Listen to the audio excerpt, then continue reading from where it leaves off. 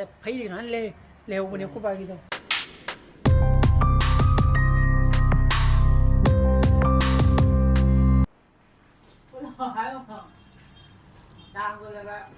Good morning guys welcome back to my channel แม่มวยวันนี้นะครับเลยดูป้ามาไปยืดถับลอยแรงกันสิก็ใส่ชิ้นทุ่งดูเลยหอยกันเถอะก็แล้วก็หนังสิพัฒนาไว้นะนี่บิสกุตจาดลูกปักกันสิจาดีก็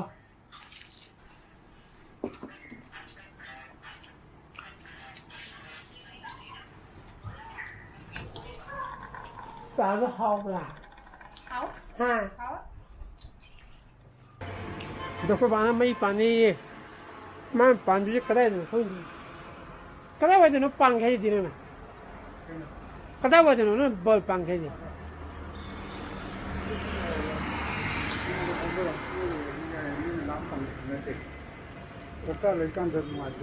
แบบที่ฟรานเนี่ยนี่ก็มาปันต์ปันไปเลยฟรานเราเนี่ยก็นึกว่าปันต์อะไรฟรานเนี่ยเราอะไรที่มันकोई यार तो ऐसे नांगन के तो कांजीलो की माँ की दिशा कॉल तो यार थे मिलना बब बुरा लेने बब हेक लोग हुई नहीं माना डांग डांग दा और कहना तो कहे ऐसे नांग का वाटर आरे के इंजन दीजिए कोई कटा देखिए मैं लोग यहाँ सीधी गया मैं तो इंजन ये लोग क्या है और देखिए लोग रोने तो मैं चिन्ह नहीं था आधे की प्लाग में तो रखा तू पिन्ने में तो रखा आधा को थिंगे मैंने फतरो सीधे मुन्ना ना मैं ये खाई दे तो रोनो ऐसे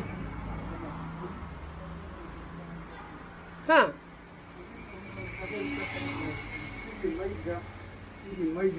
मैं की वांग में लोग कर जिसे की कंट्रोल तक करने बाแต่ลำข้างเราตาว่าตัวไหนเนี่ยจะยังไงลำข้างแต่เรารู้นู่นไม่เห็นนะนั่งน้ำมุกแต่มุลำข้างเราไปนั่งเนี่ยไม่เกี่ยวกับตรงนี้จริงสิจุ่มเรารู้ยังไงไอ้เหี้ยที่นี่ควายที่พันที่กินไลน์พิวที่อายุสูงบ่ตูปินกี่มากี่มัลติโฟกัสเช่เช่นปาลาก็ตุ้มสิตุ้มสูงบ่โฮลเดอร์สูงบ่อันนี้ถึงกันไปอย่างเนี่ยไปยังไง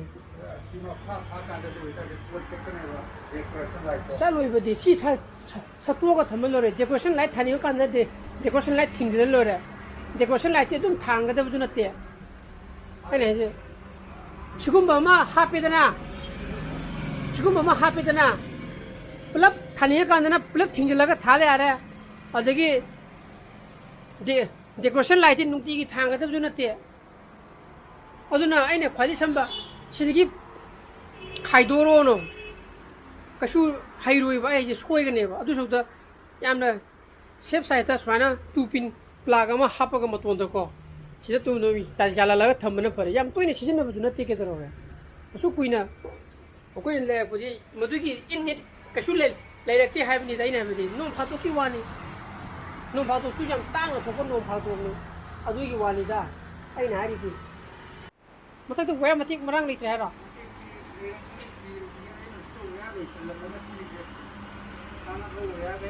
TV로 하는 도가 참마지네.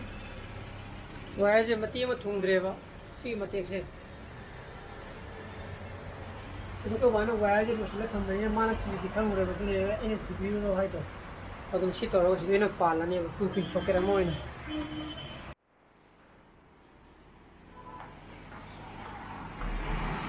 दे असन तो वो याद हुई बा आई लुपी वो इसको उठाता बिंगे वो को तो ने पे पता है पान बदी लोरा पर करे अब नंग कमाने मैं कमाने तेज हो गया ना मैं कमाने तेज हो गया ना बा कोई दिए आई तो रिंगा आई ले रिंगा तो यंग और चिल्लाओ ने मी बस है ना तो दी बा आई ले रिंगा तो तेज तो हो रहा चिल्लाओ ने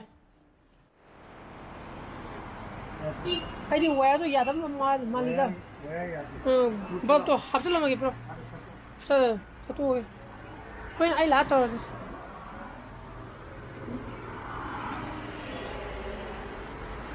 พอจะกี่แหวนที่มีตัวทางกับปันตัวพอตัวใหญ่ทำมาเลยบอกก็ आँखों आँखों आई छलक रही मई Sale. Oh, ai xuống đây.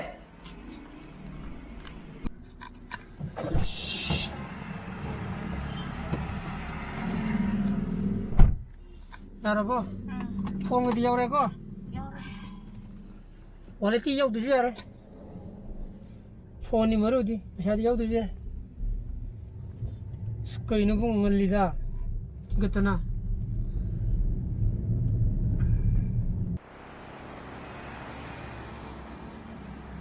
Cái chúng ta là khi gì có pan thôi chứ, sai được pan cái này có phải chứ, khi sai, frame sai gì đâu có, nó theo cái gì là phong tôi lấy rồi holder đó, cái đồ vẽ thì giờ là bây giờ là phong rồi, vẽ đâu giờ là bao, vẽ là giờ này, cháu đâu đâu, mua được pan cái nào?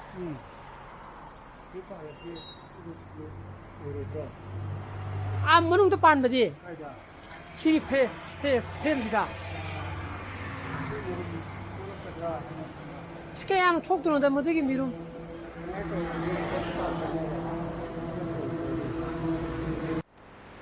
Saya mai sem betul. Sak tok ni betul mesti kung tak ada apa. Betul kan tu ini sem yang sak tu betul tak. Tapi bayar tu betui ni pan itu makan tu nak kalau tu pan kan nak kau. Ada nendoi dah, macam apa? Hawaii yang di mana? Yang di mana? Yang berkata sana dulu kita. Tu kono duri berapa? Lu keren kau siapa? Ya, kau bisa kan tu hera. Asal orang Kau bisa di China tu dah? orang. Terus ada lagi kan? Itu kan kerja terus ya. Kung merita tan saja, kematan hobi tolong ni kau. Thada biye. Ada rumah warga kan, tu tak ayah. Kalau orang macam tahu time ni cepat apa? Ayah, ada orang macam time. Oh, hai di nang yang kang biwani ne. Si di cucu lupa kau tu sabu tong ni. Tanto cumi.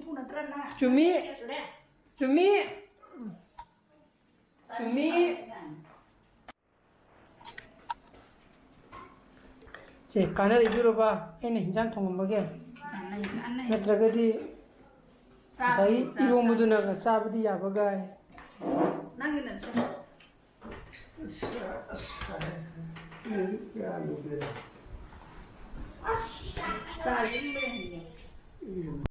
Saya lupa nama tang saya. Show lang kok, main muter pergi mapuna. Main muter ni ada ni mana? Number 2 itu ewa. Nanti boh, mapuna main muter di sana. Ayuh. Puni hitam sawo pundu. Pung teruk tak tu re. Cano pang tanah naik tak tu re. Angka. Kalau magit lagi gitu. Kain ni apa nangit lagi je.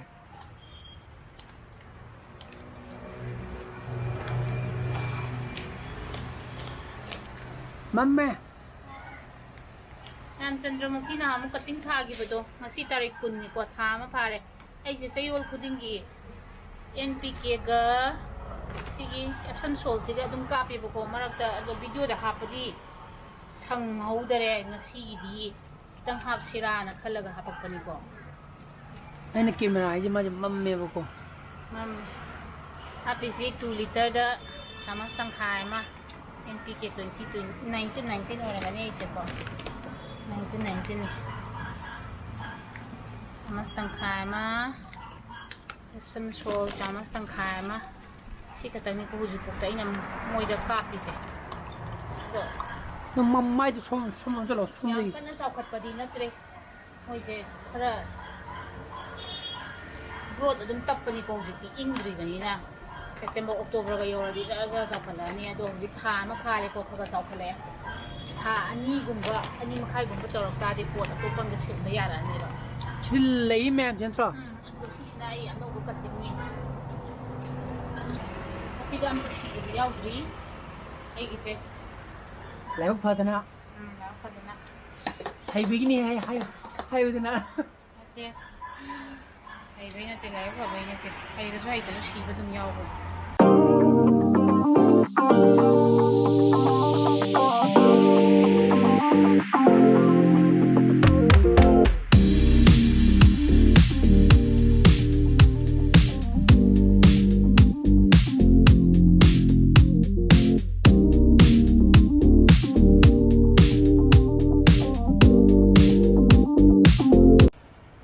hana kena to budi le rabo ai di sumana sidigi toraga hai di phajana sakalak pa pote Chandramukhi da leitri ba ahan bane ba si jo kuijo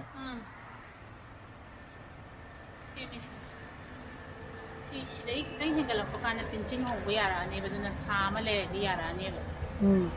ayung ke polder kupan do mai da polder to yare ke da gi dinang bo yam to ni ju thaloi da ba mai du bo yeng ngai te to popso je si upak to pak ta ina meli do pa di smile thoi ar do ba pak tra ni na school phone smile pham ni pok ta do ne ba tan phaji ne pan ni na teng kan do yeng ngai te ba yeng a tan si pi ni to khujal la ai hu jik makha kuma ga ulak ya ba se phai ri han le le ho ne ku ba gi da ngai ti to yeng ngai ti thau to ma chu ta do ta ngai ai na de decoration la ka pon ni decoration like kap tu ri ya bu du bo ka pon ai hu ulak ya makha tu kumura ga ko si ni ko ba na sa pa li da si je to ane yeng ba kan da som na ka phai dra adu ne ba man mai ke hai ji e to kan hai ji ane kitang info ma gi tha ko adara ji pung tor mo khai ta sangre ai je ngasai ji iru ju lu dri ye se ju sakana mo thau dra ha to o lu gi ge adu ga iru lu thoke pung tere ma khai ta khai ji ko gi di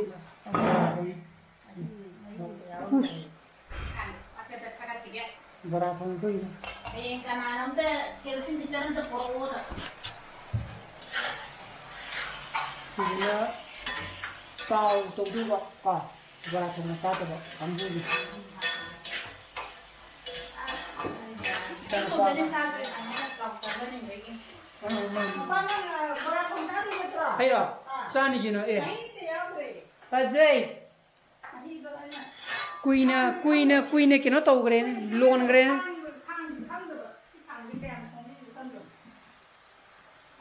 तुम charge के जरोगे बोरा तोला तुम charge के जरोगे बोरा पे बजना बोरा पे तोला Sa mahinga ta drong yan. यार अदुगी चंफों तुमको चार्ज यारे कोई प्लाव को तुम तोला तुम चार्ज करने अदना चाक तो ये को अदना इंग सी प्रोजेक्ट पता है मुझे जरा के बहुत पाइन तो गरी लाइक तो वीडियो मो शेयर तो वीडियो अन वीडियो तो वीडियो सबका तो वीडियो को हिंदी चैनल पे video so please be safe and be healthy bye bye good night